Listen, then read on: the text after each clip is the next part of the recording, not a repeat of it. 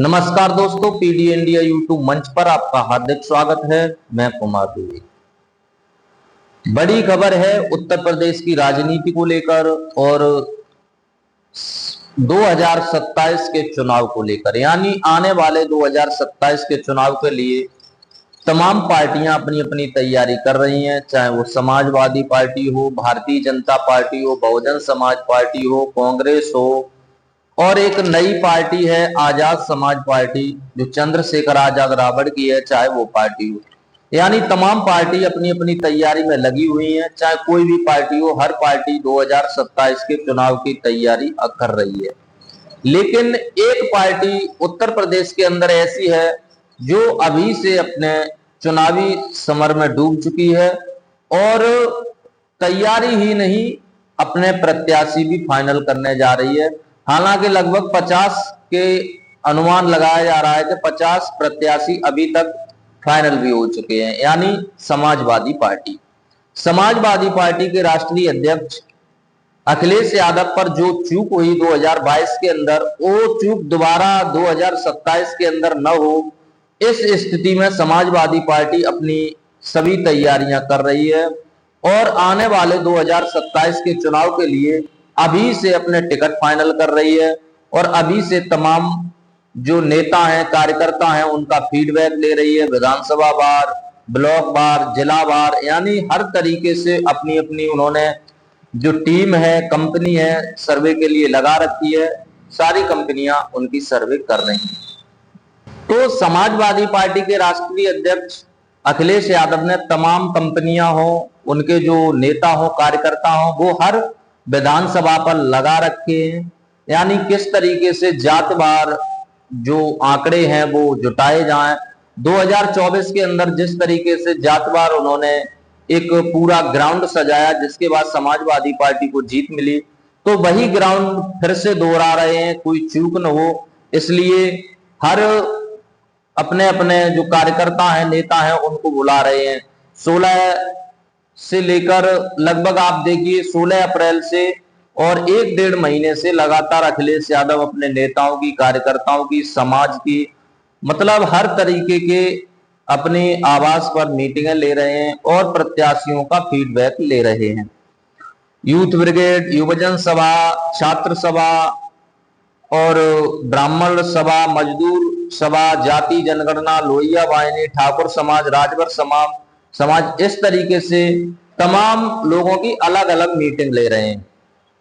Youth brigade की 28 अप्रैल को meeting ली, युवजन सभा की 27 अप्रैल को मीटिंग ली, छात्र सभा की 8 मई को मीटिंग ली, ब्राह्मण समाज की जो है नेताओं को बुलाया और 7 मई को, मजदूर सभा को 6 मई को बुलाया, 4 मई को जाति जनगणना पर बात की और लोहिया वाहिनी की 28 अप्रैल को जो बात की। अभी आपने कुछ दिन पहले देखा 14 तारीख को जो है ठाकुर समाज के नेताओं को बुलाया गया, 2 मई को राजभर समाज के नेताओं को बुलाया गया।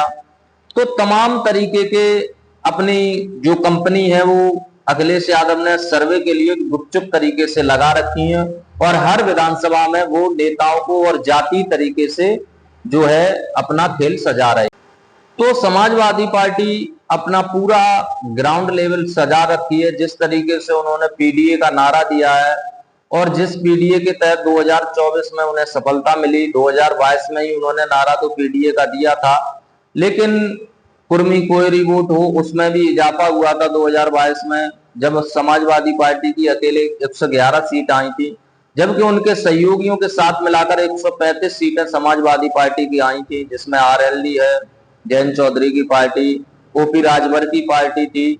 तो ये तमाम पार्टियां मिलाकर समाजवादी पार्टी के साथ चुनाव लड़ी थी, जिसका असर ये हुआ था कि समाजवादी पार्टी को हर समाज का वोट मिला था। लेकिन आते आते धीरे धीरे 2024 के चुनाव में समाजवादी पार्टी ने जो एमवाई समीकरण था उसको बिल्कुल ध्वस्त कर दिया और नया नारा दिया पीडीए का। पीडीए के नारे से समाजवादी पार्टी को फायदा हुआ।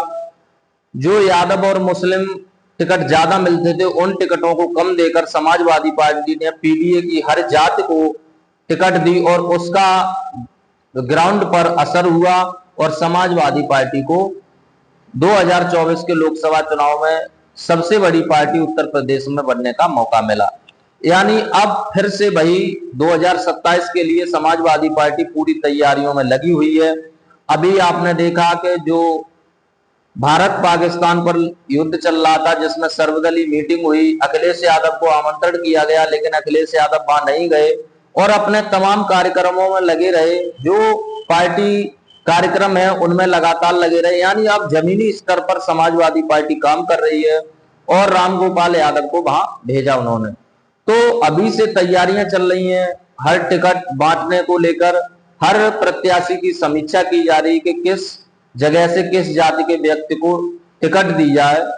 तो जो समाजवादी पार्टी के प्रत्याशी हैं उनको लेकर समाजवादी पार्टी ने अब अपनी छटनी शुरू कर दी है। यानी अब लगभग 50 से 60 प्रत्याशी तो फाइनल हो चुके हैं और समाजवादी पार्टी के उन प्रत्याशियों की लिस्ट भी मिल चुकी है और उनको कह दिया गया कि आप जाइए अपने अपने विधानसभा में जाकर प्रचार कीजिए। लेकिन जो और प्रत्याशी हैं उनकी छटनी अभी चल रही है और जल्द ही उनका भी अनाउंस हो जाएगा, क्योंकि समाजवादी पार्टी अब कोई रिस्क नहीं लेना चाहती है और चुनाव से एक साल पहले, लगभग चुनाव से 2027 में चुनाव होना है और चुनाव से लगभग एक साल पहले सभी प्रत्याशी यानी 403 विधानसभा हैं जो कांग्रेस या जो भी अलायंस में उनके पार्टनर रहेंगे, उनको छोड़कर जो भी समाजवादी पार्टी के प्रत्याशी हैं एक साल पहले सबका टिकट फाइनल होगा। और अभी से पूरी तैयारियां हैं। 2026 से पहले ही समाजवादी पार्टी अपने सभी प्रत्याशियों की लिस्ट जारी कर देगी और जिन जिन लोगों को कहा जाएगा कि आप चुनाव लड़ेंगे उनको उनके क्षेत्र में घूमने का मौका मिलेगा।